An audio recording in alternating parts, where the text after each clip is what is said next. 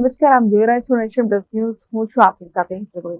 One અને પર્યાવરણ રાજ્યમંત્રી મુકેશભાઈ પટેલે તાપી કે તારે પ્રોજેક્ટ હેઠળ પ્રથમ વખત ઇસરોના પ્રવાસે જઈ રહેલા 28 આદિવાસી બાળકો સાથે સંવાદ કર્યો છે. વન અને પર્યાવરણ રાજ્યમંત્રી મુકેશભાઈ પટેલે તાપી કે તારે પ્રોજેક્ટ હેઠળ પ્રથમ વખત ઇસરોના પ્રવાસે જઈ રહેલા 28 આદિવાસી બાળકો સાથે સંવાદ કર્યો હતો.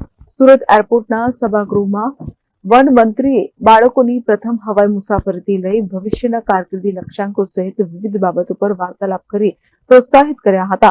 તો તાપી જિલ્લાની 15 સરકારી શાળાઓના વિજ્ઞાન પ્રવાહના 28 આદિવાસી બાળકો તારીખ 10 થી 13 ઓગસ્ટ દરમિયાન ઇસરોના શ્રી હરિકોટા સ્થિત સેટેલાઇટ લોન્ચિંગ સેન્ટરના શૈક્ષણિક પ્રવાસે સુરત એરપોર્ટ પરથી રવાના થયા હતા.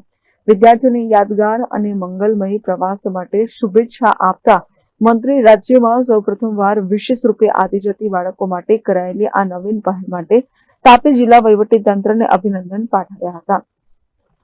તેમણે ચેન્નઈ ઇસરો ખાતેના શૈક્ષણિક પ્રવાસે જતા વિદ્યાર્થીઓને લર્ન વિથ ફન, આનંદ સાથે કંઈક નવું શીખવાની પ્રેરણા આપી હતી. તેમણે બાળકોને ઇસરોના સંશોધન કાર્ય અને અવકાશ વિજ્ઞાન વિશે ઊંડાણપૂર્વક જાણકારી લેવા તેમજ ઉત્સુકતાભેર વૈજ્ઞાનિકો અને એન્જિનિયરો પાસેથી નવા અનુભવો મેળવવા પ્રોત્સાહન આપ્યું હતું.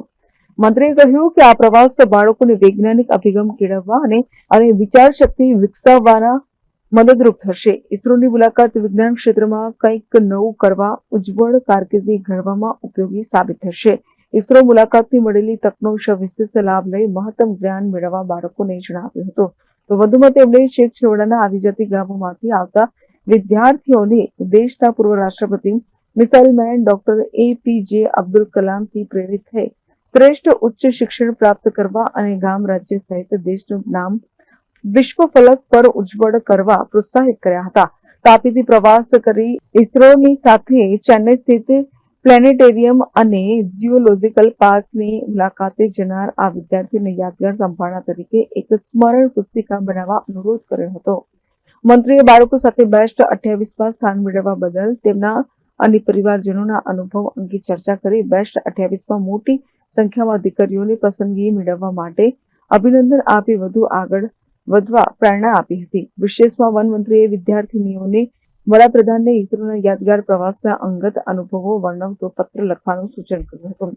નોંધનીય છે કે આદિજાતિ વિકાસ વિભાગ અને તાપી જિલ્લા વહીવટીતંત્ર દ્વારા પ્રોજેક્ટ વિજ્ઞાન સેતુ તાપી કે તારે અંતર્ગત તાપી જિલ્લાની 15 સરકારી શાળાઓના વિજ્ઞાન પ્રવાહના 28 આદિવાસી બાળકો તારીખ 10 થી 13 ઓગસ્ટ દરમિયાન ઇસરોના શ્રી હરિકોટા સ્થિત સેટેલાઇટ લોન્ચિંગ સેન્ટરનો શૈક્ષણિક પ્રવાસ કરશે. આ પ્રસંગે તાપી જિલ્લાના પ્રાયોજક વહીવટદાર જયંતિસિંહ રાઠોડ, તાપી જિલ્લા વિકાસ અધિકારી રામનિવાસ બુગાલિયા સહિત વહીવટી વિભાગના વિવિધ કર્મચારીઓ અને બાળકો ઉપસ્થિત રહ્યા હતા. Bureau Nation Plus News Surat. સમાચારોનો સતત અપડેટ મેળવવા માટે અમારી નેશન પ્લસ ન્યૂઝની યુટ્યુબ ચેનલને સબસ્ક્રાઇબ કરો, બેલ આઇકન દબાવો અને જોડાયેલા રહો ફેસબુક, ઇન્સ્ટાગ્રામ અને ટ્વિટર પર.